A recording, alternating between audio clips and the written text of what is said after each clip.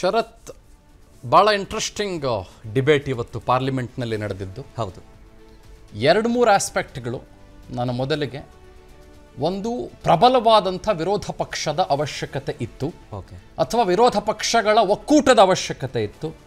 ಒಂದು ಪ್ರಬಲವಾದಂಥ ವಿರೋಧ ಪಕ್ಷದ ನಾಯಕ ಸ್ಥಾನವನ್ನು ತುಂಬುವ ವ್ಯಕ್ತಿಯ ಅವಶ್ಯಕತೆ ಖಂಡಿತವಾಗಲೂ ಕೂಡ ಭಾರತದಂಥ ಫೆಡರಲ್ ಡೆಮೊಕ್ರೆಟಿಕ್ ವ್ಯವಸ್ಥೆಯನ್ನು ನಂಬುವ, ಪ್ರಜಾತಂತ್ರ ವ್ಯವಸ್ಥೆಯನ್ನು ನಂಬುವ ಮತ್ತು ಪಾಲಿಸುವ ದೇಶಕ್ಕೆ ಬೇಕಾಗಿತ್ತು. ಅದನ್ನು ರಾಹುಲ್ ಗಾಂಧಿ ಅವರು ಇವತ್ತು ಬಹಳ ಎಫೆಕ್ಟಿವ್ ಆಗಿ ಮಾಡಿದ್ದಾರೆ. Many many many congratulations to him. ಅದ್ರ ಬಗ್ಗೆ ಯಾವ ಅನುಮಾನನೂ ಇಲ್ಲ. ಬೇಕ್ರಿ ಸಂವಿಧಾನದಲ್ಲಿ ಈಕ್ವಲ್ ರೈಟ್ಸ್ ನಮಗಿದೆ, ಚರ್ಚಿಸುವ ಹಕ್ಕು ನಮಗಿದೆ, ಪ್ರಶ್ನೆ ಕೇಳುವ ಹಕ್ಕು ನಮಗಿದೆ, ಮತ್ತು ಪ್ರಶ್ನೆಗೆ ಉತ್ತರವನ್ನು ಬಯಸುವ, ಉತ್ತರವನ್ನು ಪಡೆದುಕೊಳ್ಳುವ ಹಕ್ಕು ಕೂಡ ನಮಗಿದೆ. ಅನುಮಾನ ಬೇಡ. ಇಷ್ಟೂ ವರ್ಷಗಳ ಕಾಲ ಏನಾಗಿತ್ತು, ವಿರೋಧ ಪಕ್ಷ ಅನ್ನೋದು ಬದುಕಿದೆಯಾ ಇಲ್ವಾ ಅನ್ನೋ ಹಂತಕ್ಕಿತ್ತು. ಆದರೆ ಇವರು ಅಮ್ಯಾಲ್ಗಮೇಷನ್ ಏನು ಮಾಡಿಕೊಂಡ್ರು ಅಂದರೆ ಒಕ್ಕೂಟ ಅಂತ ಏನು ಮಾಡಿಕೊಂಡ್ರು, INDIA ಅಂತ ಏನು ಒಕ್ಕೂಟ ಮಾಡಿಕೊಂಡ್ರು, ಆ ಒಕ್ಕೂಟಕ್ಕೆ ವಿರೋಧ ಪಕ್ಷದ ನಾಯಕರನ್ನಾಗಿ ರಾಹುಲ್ ಗಾಂಧಿ ಅವರನ್ನ ಏನು ಮಾಡಿಕೊಂಡ್ರು, ಬಹುಶಃ ಅವರು ತೆಗೆದುಕೊಂಡಂಥ ಒಂದು 230 ಸೀಟ್ಗಳು ಕೂಡ ರಾಹುಲ್ ಗಾಂಧಿ ಅವರಿಗೆ ಒಂದಿಷ್ಟು ಮೊರಾಲ್ ಬೂಸ್ಟರ್ಸ್ ಅಂತ ನಾವೇನು ಕರಿತೀವಿ, ನೈತಿಕವಾದಂಥ ಬೆಂಬಲ ಅಂತ ನಾವೇನು ಕರಿತೀವಿ, ಆ ಬೆಂಬಲವನ್ನು ಕೊಟ್ಟಿದೆ. ಸಹಜವಾಗಿ ರಾಹುಲ್ ಗಾಂಧಿ ಅವರು looks more matured, more thoughtful in his words. ಅನುಮಾನ ಬೇಡ. ಮತ್ತು ಗುಣಕ್ಕೆ ಯಾವ ಮತ್ಸರ ಕೂಡ ಇಲ್ಲ, ನಿಜ, ಬಹಳ ಸ್ಪಷ್ಟವಾಗಿ ಒಪ್ಕೊಳ್ಳೋಣ. ಆದರೆ ನಾವು ಇದನ್ನ ಆಸ್ ಎ ನ್ಯೂಟ್ರಲ್ ಚಾನೆಲ್ ಚರ್ಚೆ ಮಾಡೋಣ, ಹೊರಗೆ ಹಚ್ಚೋಣ, ಮಂಥನ ಮಾಡೋಣ, ಸ್ವಲ್ಪ ಇದ್ರ ಬಗ್ಗೆ ಗಮನಿಸೋಣ. ಅವ್ರು ಹೇಳಿದ್ದೆಲ್ಲವೂ ಸುಸ್ಪಷ್ಟವಾ, ಎಲ್ಲವನ್ನೂ ನಾವು ಹೃದಯಕ್ಕೆ ತೆಗೆದುಕೊಳ್ಬೇಕಾ? ಲೆಟ್ ಅಸ್ ಟಾಕ್ ನಾವು. ನಂಬರ್ 1, ಅವರು ಒಂದು ಮಾತು ಹೇಳ್ತಾರೆ, ಜೋ ಲೋಗ್ ಆಪ್ಕೋ ಹಿಂದೂ ಕೇತೆ ಹೇ, ಯಾರು ತಮ್ಮನ್ನ ತಾವು ಹಿಂದೂಗಳು ಅಂತ ಕರ್ಕೊಳ್ತಾರೋ ಅವರು ಹಿಂಸಾ ಹಿಂಸಾ ಹಿಂಸಾ, ಹಿಂಸೆ ಹಿಂಸೆ ಹಿಂಸೆ, ಅಸತ್ಯ ಅಸತ್ಯ ಅಸತ್ಯ, ಅನ್ಯಾಯ ಅನ್ಯಾಯ ಅನ್ಯಾಯ, ಅವುಗಳಲ್ಲಿ ಪಾಲ್ಗೊಳ್ತಾರೆ ಅಂತ ಒಂದು ಸ್ವೀಪಿಂಗ್ ಸ್ಟೇಟ್ಮೆಂಟ್ನ ಕೊಟ್ಬಿಟ್ರು. ಅದಾದ ನಂತರದಲ್ಲಿ ನಾನು ಎಲ್ಲ ಹಿಂದೂಗಳಿಗೆ ಹೇಳಿದ ಸ್ಟೇಟ್ಮೆಂಟ್ ಅಲ್ಲ ಇದು, ನಾನು ಹೇಳಿದ್ದು RSSನವರಿಗೆ, ನಾನು ಹೇಳಿದ್ದು BJP ಅವರಿಗೆ ಅಂತ ಯಾವಾಗ ಕೂಗು ಸದನದಲ್ಲಿ ಶುರುವಾಯಿತೋ ಆಗ ಕ್ಲಾರಿಟಿ ಕೊಡೋದಕ್ಕೆ ರಾಹುಲ್ ಗಾಂಧಿ ಅವರು ಸ್ಟಾರ್ಟ್ ಮಾಡ್ಕೊಳ್ತಾರೆ. ಆ ಸ್ವೀಪಿಂಗ್ ಸ್ಟೇಟ್ಮೆಂಟ್ ಕೊಡೋಕ್ಕಿಂತ ಮುಂಚೆ ಒಂಚೂರು ಯೋಚನೆ ಮಾಡಬೇಕಾಗಿತ್ತು ರಾಹುಲ್ ಗಾಂಧಿ ಅವರು. ಯಾಕೆಂತಂದ್ರೆ ಇದು ಇಡೀ ಹಿಂದೂ ಸಮಾಜಕ್ಕೆ ಹೇಳಿದಂತ ಸ್ಟೇಟ್ಮೆಂಟ್ ರೀತಿಯಲ್ಲಿ ಇತ್ತು, ವ್ಯಕ್ತವಾಗಿ ಬಿಡ್ತು, ಅಥವಾ ಜನಕ್ಕೆ ಅನ್ನಿಸಿ ಬಿಡ್ತು. ಹಿಂದೂಗಳೆಲ್ಲರೂ ಅಸತ್ಯ ಅಸತ್ಯ ಅಸತ್ಯ ದಾರಿ ಹಿಡಿತಾರೆ, ಹಿಂದೂಗಳೆಲ್ಲರೂ ಹಿಂಸೆ ಹಿಂಸೆ ಹಿಂಸೆ ದಾರಿ ಹಿಡಿತಾರೆ, ಹಿಂದೂಗಳೆಲ್ಲರೂ ಕೂಡ ಅನ್ಯಾಯ ಅನ್ಯಾಯ ಅನ್ಯಾಯ ದಾರಿಯನ್ನು ಹಿಡಿತಾರೆ ಅನ್ನುವ ರೀತಿಯ ಸ್ಟೇಟ್ಮೆಂಟ್ ಅದಾಗಿತ್ತು. ಸೊ ಒಬ್ಬ ಎರುಡೈಟ್ ನಾಯಕ ಅಂತ ಅನ್ಸ್ಕೊಂಡಂತ ರಾಹುಲ್ ಗಾಂಧಿ ಅವರು ಸ್ಟೇಟ್ಮೆಂಟ್ಗಳನ್ನು ಕೊಡೋಕ್ಕಿಂತ ಮುಂಚೆ ಭಾವೋದ್ವೇಗಕ್ಕೆ ಒಳಗಾಗದೆ, ಅವರ ಬಹುತೇಕ ಮಾತುಗಳು ಚೆನ್ನಾಗಿತ್ತು ಇವತ್ತು, ನಾನು ಇಲ್ಲ ಅಂತ ಹೇಳೋದೇ ಇಲ್ಲ, ಆದರೆ ಭಾವೋದ್ವೇಗಕ್ಕೆ ಒಳಗಾಗದೆ, ಒಂದು ಯುಫೋರಿಯಾ ಅಂತ ನಾವೇನು ಕರಿತೀವಿ, ಆ ಯುಫೋರಿಯಾಗೆ ಅವರು ತಳ್ಳಿಕೊಂಡು ಹೋಗದೆ ಒಂದು ಸ್ವಲ್ಪ ಯೋಚಿಸಿ ಸ್ಟೇಟ್ಮೆಂಟ್ ಕೊಡೋದು ಬಹಳ ಒಳ್ಳೆಯದು. ಅದಾದ್ಮೇಲೆ ಇಲ್ಲ ಇಲ್ಲ ನಾನು ನಿಮ್ಗೆ ಹೇಳಿದ್ದಲ್ಲ, ಇಡೀ ಹಿಂದೂ ಸಮಾಜಕ್ಕೆ ಹೇಳಿದ್ದಲ್ಲ, ನಾನು ಹೇಳಿದ್ದು BJPಗೆ, ನಾನು ಹೇಳಿದ್ದು RSSಗೆ ಅನ್ನುವ ಕರೆಕ್ಷನ್ ಇತ್ತಲ್ಲ, ಕೋರ್ಸ್ ಕರೆಕ್ಷನ್ ಇತ್ತಲ್ಲ, ಅದು ಒಂದು ಸ್ವಲ್ಪ ಎಲ್ಲೋ ಬೇಕಾಗಿರ್ಲಿಲ್ಲ ಅಂತ ಅನಿಸ್ತು. ಅಲ್ಲಿ ಎಲ್ಲೋ ಒಂದು ಚೂರಿ ಎಡವಟ್ಟಾಯಿತು ಅಂತ ಅನಿಸ್ತು. ನಾನು ಪಾಸಿಟಿವ್ ಸೈಡ್ಸು ಮಾತಾಡ್ತೀನಿ, not just negatives. But second statement, ಅವರು ಯಾವಾಗಲೂ ಕೂಡ ಹಮ್ ಮೊಹಬ್ಬತ್ ಕಾ ದುಕಾನ್ ಖೋಲೆಂಗೆ ಅಂತ ಒಂದು ಸ್ಟೇಟ್ಮೆಂಟ್ ಕೊಡ್ತಾರೆ. ಯಾವುದರಲ್ಲಿ? ನೀವು ನಫರತ್ ಕಿ ಬಾಜಾರ್ನಲ್ಲಿದ್ದೀರಿ, ನೀವು ಹಿಂಸೆಯ ದ್ವೇಷದ ಬಾಜಾರ್ನಲ್ಲಿದ್ದೀರಿ. ಓ ನಫರತ್ ಕಿ ಬಾಜಾರ್ ಮೇ ಹಮ್ ಮೊಹಬ್ಬತ್ ಕಾ ದುಕಾನ್ ಖೋಲೆಂಗೆ, ನಾವು ದ್ವೇಷದ ಮಾರುಕಟ್ಟೆಯಲ್ಲಿ ಪ್ರೀತಿಯ ಅಂಗಡಿಯನ್ನು ತೆಗಿತೇವೆ. ಇದು ರಾಹುಲ್ ಗಾಂಧಿ ಅವರ ಸ್ಪಷ್ಟವಾದಂಥ ಸ್ಟೇಟ್ಮೆಂಟ್. ಇವತ್ತು ಕೂಡ ಅವರು ಅದನ್ನೇ ಹೇಳಿದ್ರು. ಆದರೆ ನಾವು ಒಂದು ಚೂರು ಗಮನಿಸೋಣ. ಏನು ಗಮನಿಸೋಣ? ಅವರ ಅಲಯನ್ಸ್ ಪಾರ್ಟಿ ಆಗಿರುವಂಥ ತೃಣಮೂಲ ಕಾಂಗ್ರೆಸ್ ವೆಸ್ಟ್ ಬೆಂಗಾಲ್ ಎಷ್ಟು ದೊಡ್ಡ ಹಂತದ ಹಿಂಸೆಯಲ್ಲಿ ತೊಡಕೊಂಡಿದೆ ಅಂತಂದ್ರೆ ಅದನ್ನು ಹೇಳಕ್ಕೆ ಪದಗಳೇ ಸಾಲದು. It has become a Taliban. Trinamool Congress ಮತ್ತು West Bengal today has become a Taliban. ಕಳೆದ ಕೆಲವು ದಿನಗಳ ಹಿಂದೆ ಒಬ್ಬ ಪುರುಷ ಒಬ್ಬ ಮಹಿಳೆ ಮೇಲೆ ಯಾವ ರೀತಿ ಅಟ್ಯಾಕ್ ಮಾಡ್ತಾನೆ ಅಂತಂದ್ರೆ ಆ ಫುಟೇಜ್ಗಳು ನಮ್ಮ ಹತ್ರ ಇದ್ದಾವೆ. ಯಾವ ರೀತಿ ಯಾವ ಲೆವೆಲ್ಗೆ ಅಟ್ಯಾಕ್ ಮಾಡ್ತಾನೆ ಅಂತಂದ್ರೆ ನೀವು ನಂಬಲಿಕ್ಕೂ ಸಾಧ್ಯ ಇಲ್ಲ. ಗಮನಿಸಿ, ಫುಟೇಜ್ ಬಂತು. Yes, this happened in West Bengal. ನಿಜ. If Rahul Gandhi truly believes in non violence, ನಿಜವಾಗಿಯೂ ಕೂಡ ಅಹಿಂಸೆಯ ಮಾರ್ಗವನ್ನು ನಂಬುವರಾಗಿದ್ರೆ ರಾಹುಲ್ ಗಾಂಧಿ ತೃಣಮೂಲ ಕಾಂಗ್ರೆಸ್ನ ಜೊತೆಗೆ, ಈ ರೀತಿಯ ಸರ್ಕಾರ ಇರುವ ತೃಣಮೂಲ ಕಾಂಗ್ರೆಸ್ನ ಜೊತೆಗೆ, ಈ ರೀತಿ ಅನ್ಯಾಯ ಇರುವ ತೃಣಮೂಲ ಕಾಂಗ್ರೆಸ್ನ ಜೊತೆಗೆ ಯಾವ ಕಾರಣಕ್ಕೂ ಕೂಡ, ಯಾವ ಹಂತದಲ್ಲೂ ಕೂಡ ಹೊಂದಾಣಿಕೆ ರಾಜಕೀಯವನ್ನ ಮಾಡಿಕೊಳ್ತಾ ಇರಲಿಲ್ಲ. ಗಮನಿಸಿ ಇದನ್ನ. ಜೊತೆಗೆ ಸಮಾಜವಾದ ಪಾರ್ಟಿ ರೂಲ್ ಮಾಡ್ತಾ ಇದ್ದಂತ ಸಂದರ್ಭದಲ್ಲಿ ಮುಜಫರ್ಪುರ ಘಟನೆಯನ್ನು ನಾವು ಮರ್ತಿಲ್ಲ. More than 60 people were killed. More than 60 people were killed. ಆ ಘಟನೆಯಲ್ಲಿ ಹಲವು ಬೇರೆ ಬೇರೆ ಪಾರ್ಟಿಗಳವರು ಕೂಡ ಪಾಲ್ಗೊಂಡಿದ್ದಾರೆ ಅನ್ನುವ ವಾದ ಇದೆ. ಅದು ಸೆಕೆಂಡ್ ವಿಷಯ. ಅಂಡ್ ಥರ್ಡ್, ಉದ್ಧವ್ ಠಾಕ್ರೆ ಅವರು ಇವರು ಮತ್ತೊಬ್ಬರು ಮಗದೊಬ್ಬರು ಬೇರೆ ಬೇರೆಯವರು ಎಲ್ಲರೂ ಕೂಡ ಪಾಲ್ಗರ್ ಸಾಧುಗಳ ಮೇಲೆ ಹಲ್ಲೆಯಾದ ಸಂದರ್ಭದಲ್ಲಿ ಕಮಕ್ ಕಿಮಕ್ ಅನ್ನಲಿಲ್ಲ. ಅಂಥವರ ಜೊತೆಗೆ ಇವರ ಅಲಯನ್ಸ್ ಇದೆ. If you truly believes in non violence, I am telling you today, open ಆಗಿ ಮುಕ್ತವಾಗಿ ಮಾತಾಡ್ತಾ ಇದ್ದೀನಿ, ನಿಜವಾಗಿಯೂ ಅಹಿಂಸೆಯ ಮಾರ್ಗವನ್ನು ಪಾಲಿಸುವವರೇ ಆಗಿದ್ರೆ, ನಿಜವಾಗಿಯೂ ಗಾಂಧಿ ಮಾರ್ಗದ ಅಹಿಂಸೆಯನ್ನ ಪಾಲಿಸುವವರೇ ಆಗಿದ್ದಿದ್ರೆ ರಾಜಕೀಯ ದುರುದ್ದೇಶಗಳು ಅನ್ನೋದು ಕಾಣಿಸ್ತಾ ಇರಲಿಲ್ಲ. ರಾಜಕೀಯ ಉದ್ದೇಶಗಳು ಅನ್ನೋದು ಕಾಣಿಸ್ತಾ ಇತ್ತು. ಗೊತ್ತಾಯ್ತಾ?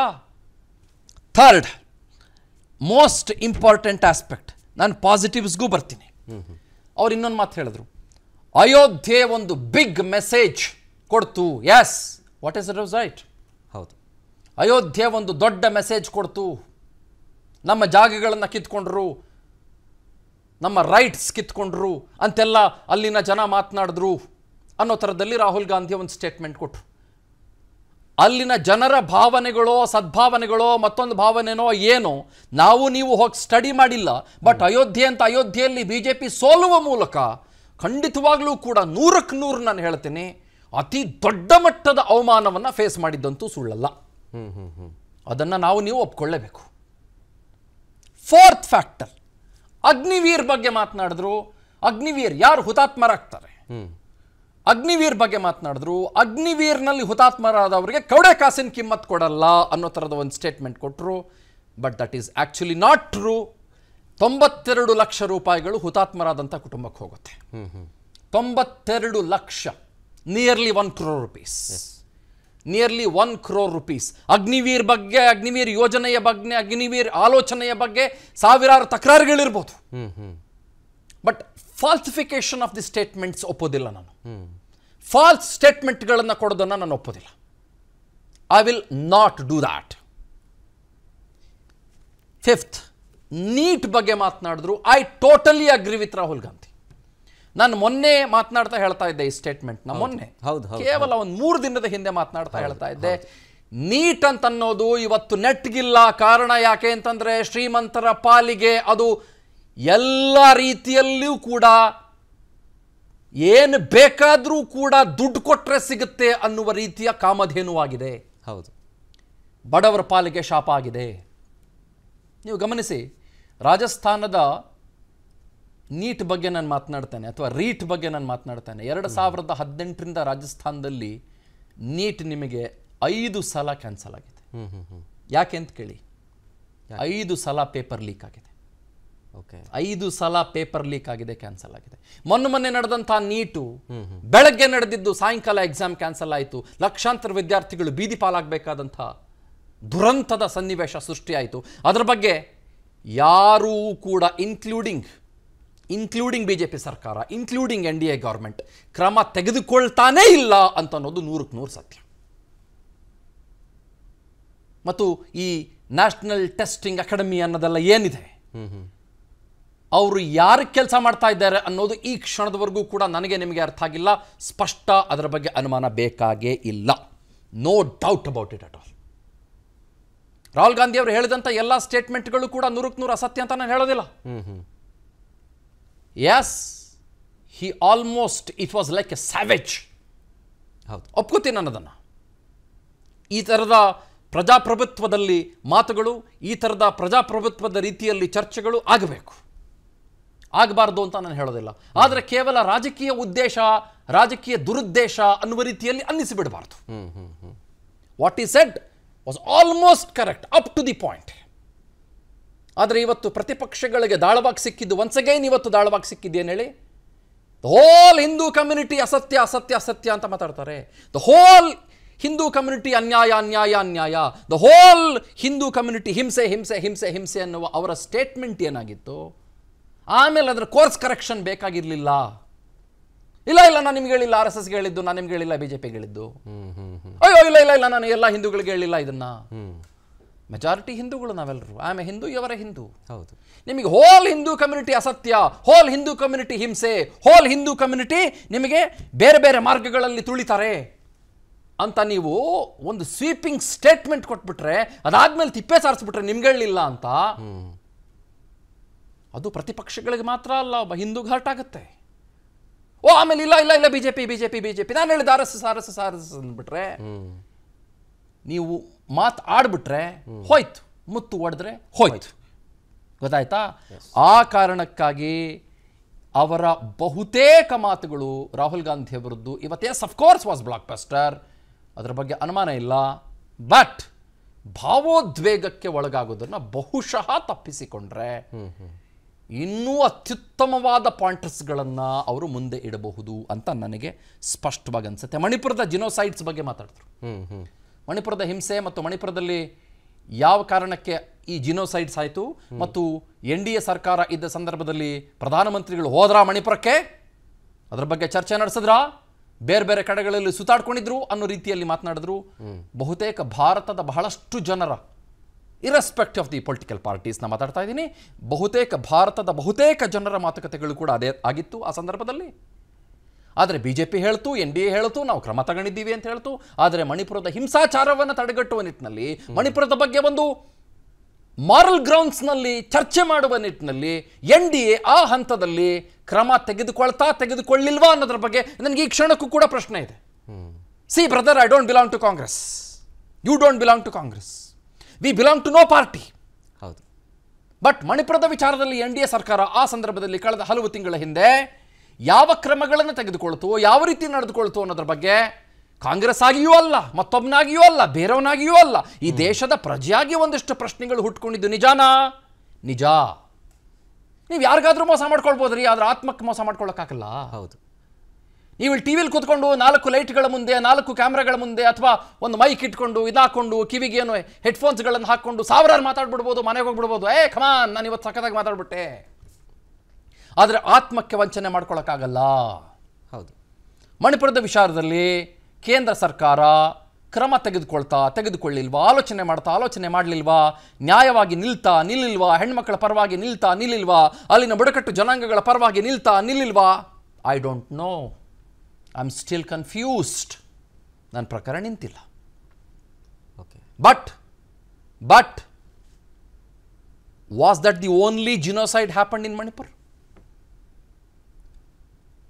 ಸ್ವಾತಂತ್ರ್ಯ ಬಂದ ನಂತರದಲ್ಲಿ ಮಣಿಪುರದಲ್ಲಿ 5 ಜಿನೋಸೈಡ್ಸ್ಗಳಾಗಿದ್ದಾವೆ. 5 ಜಿನೋಸೈಡ್ಸ್ಗಳಾಗಿದ್ದಾವೆ, ಮತ್ತು ಎಲ್ಲ ಸರ್ಕಾರಗಳಿದ್ದ ಸಂದರ್ಭದಲ್ಲೂ ಆಗಿದ್ದಾವೆ. ಅದಿರ್ಬೋದು. ಬಟ್ ಈ ಸಂದರ್ಭದಲ್ಲಿ ಜಿನೋಸೈಡ್ ಆದಾಗ BJP ಅಥವಾ NDA ನಿಂತ್ಕೊಳ್ತಾ, ಮಣಿಪುರದ ಜನರ ಪರವಾಗಿ ನಿಂತ್ಕೊಳ್ತಾ? I am not sure. No.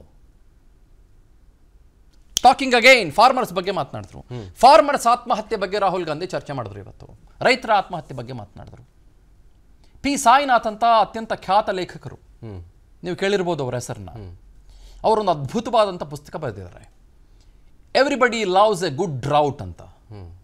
ಬರ ಅಂದರೆ ಎಲ್ರಿಗೂ ಇಷ್ಟ ಅಂತ. ಯಾಕೆ ಬರ ಅಂದರೆ ಎಲ್ರಿಗೂ ಇಷ್ಟ ಹೇಳಿ? ಯಾಕೆ ಇರ್ಬೋದು ಹೇಳಿ? ಯಾಕೆ ಸರ್? ಬರ ಬಂದಾಗ ದುಡ್ಡು ಮಾಡ್ಕೋಬೋದು ಅಂತ ರಾಜಕಾರಣಿಗಳು. ರೈತರ ಹೆಸರಲ್ಲಿ, ಅನ್ನದಾತರ ಹೆಸರಲ್ಲಿ, ನಾವು ಅವರಿಗೆ ಕೊಡ್ತೀವಿ ಅನ್ನುವ ಹೆಸರಿನಲ್ಲಿ, ಅವರಿಗೆ ಸಹಾಯ ಮಾಡ್ತೀವಿ ಅನ್ನೋ ಹೆಸರಿನಲ್ಲಿ ಚೆನ್ನಾಗಿ ದುಡ್ಡು ಮಾಡ್ಕೊಳ್ಬೋದು. That's why he writes a book P Sainath. Okay. Everybody loves A good drought. ಬರ ಅಂದರೆ ಎಲ್ರಿಗೂ ಇಷ್ಟ ಅಂತ. ಎಲ್ರಿಗೂ ಅಲ್ಲ, ರಾಜಕಾರಣಿಗಳಿಗೆ ಇಷ್ಟ ಅಂತ. ಅದರಲ್ಲಿ ಬರೀತಾರೆ ರೈತರ ಆತ್ಮಹತ್ಯೆ ಬಗ್ಗೆ ಪಿ ಸಾಯಿನಾಥ್ ಬರೀತಾರೆ. ಅವ್ರು ಸ್ಪಷ್ಟವಾಗಿ ಹೇಳ್ತಾರೆ, UPA ಸಂದರ್ಭದಲ್ಲಿ ಆದಂಥ ಫಾರ್ಮರ್ಸ್ ಸೂಸೈಡ್ ಅಸಂಖ್ಯ. ಅವ್ರು ಬರೀತಾರೆ, ಹಲವು ಕಡೆಗಳಲ್ಲಿ ಅದ್ರ ಬಗ್ಗೆ ಉಲ್ಲೇಖ ಮಾಡ್ತಾರೆ. ಓಕೆ. ಹಾಗಾಗಿ ರಾಹುಲ್ ಗಾಂಧಿಯವರ ಸ್ಟೇಟ್ಮೆಂಟ್ ಓವರಾಲ್ ನಾವು ಗಮನಿಸಿದಾಗ, ಅವರ ಸ್ಪೀಚ್ ಓವರಾಲ್ ನಾವು ಗಮನಿಸಿದಾಗ, ಬಹುಶಃ ನಾಳೆ 4 ಗಂಟೆಗೆ ಪ್ರಧಾನಮಂತ್ರಿಗಳು ಮಾತನಾಡ್ತಾರೆ, ಇದಕ್ಕೆ ಉತ್ತರ ಕೊಡ್ತಾರೆ. ರಾಹುಲ್ ಗಾಂಧಿಯವರ ಸ್ಟೇಟ್ಮೆಂಟ್ ನಾವು ಗಮನಿಸಿದಾಗ, yes, it was blockbuster. It was a blockbuster. ನಿಜ. ಬಡವರ ಭೂಮಿ ಬಗ್ಗೆ ಮಾತನಾಡ್ತಾರೆ, ಬೇರೆ ಬೇರೆ ಮಾತನಾಡ್ತಾರೆ, ಏರ್ಪೋರ್ಟ್ ಬಗ್ಗೆ ಮಾತನಾಡ್ತಾರೆ, ಇನ್ನಿತರ ವಿಚಾರಗಳ ಬಗ್ಗೆ ಮಾತನಾಡ್ತಾರೆ, whatever it may be. But ಅವರ ಅಲಯನ್ಸ್ ಪಾರ್ಟ್ನರ್ಗಳು ನಾನ್ ವೈಲೆನ್ಸ್ನ ಪರವಾಗಿದ್ದಾರಾ ನನಗೆ ಗೊತ್ತಿಲ್ಲ. ಬಹುಶಃ ಇವತ್ತು ನಾನೀಗ ಮಾತಾಡ್ತಾ ಇರುವಾಗ ನಾನ್ ವೈಲೆನ್ಸ್ ಅಂದಾಗ, ಏನ್ರಿ ನೀವು ಬಾಬ್ರಿ ಮಸ್ಜಿದ್ ಬಗ್ಗೆ ಮಾತಾಡೋದಿಲ್ವೇನ್ರಿ ಅಂತ ಕೇಳ್ಬೋದು ನನ್ನನ್ನು ಜನ. ಹೌದು. ಓ, ಅವಾಗ ಯಾರಿದ್ರು ರೀ ಅಂತ ಕೇಳ್ಬೋದು. ಅವಾಗ ಯಾರಿದ್ರು, ಅವಾಗ ಯಾರು ಇರಲಿಲ್ಲ, ಅದಕ್ಕೂ ಕೂಡ ಬೇರೆ ಉತ್ತರ ಇದೆ. ಅದು ನಾನು ಇವಾಗ ಮಾತಾಡೋಕ್ಕೆ ಹೋಗೋದಿಲ್ಲ. But his statements were up to mark. I would give him about 7 out of 10 or even 7.5 out of 10. But in on 2.5, he lost his way because of the bhavodvega. On the euphoria. He probably got carried away. So ಹಾಗಾಗಿ ಈ 2-3 ವಿಷಯಗಳು ನಾನಿವತ್ತು ಪ್ರಸ್ತಾಪ ಮಾಡಿದ್ದು. ಅದು ನೋಡೋಣ ಎಲ್ಲಿಗೋಗುತ್ತೆ. ನಾಳೆ 4 ಗಂಟೆಗೆ ಪ್ರಧಾನಮಂತ್ರಿಗಳು ಇದಕ್ಕೆ ಉತ್ತರ ಏನು ಕೊಡ್ತಾರೆ ನೋಡೋಣ. But last but not the least, before I say thanks to this topic, ಈ ಟಾಪಿಕ್ಗೆ ಒಂದು ಪ್ರಬಲ ಸ್ಪಷ್ಟ ವಿರೋಧ ಪಕ್ಷದ ನಾಯಕನ ಅವಶ್ಯಕತೆ ಇದೆ. ಇವತ್ತು ನಾವು ಕಾಣುವ ಹಾಗೆ ಎ ಗುಡ್ ವಿರೋಧ ಪಕ್ಷದ ನಾಯಕ, A good opposition party leader is in the making ಅಂತ ನನಗನ್ನಿಸ್ತಾ ಇದೆ. Let's see how it goes.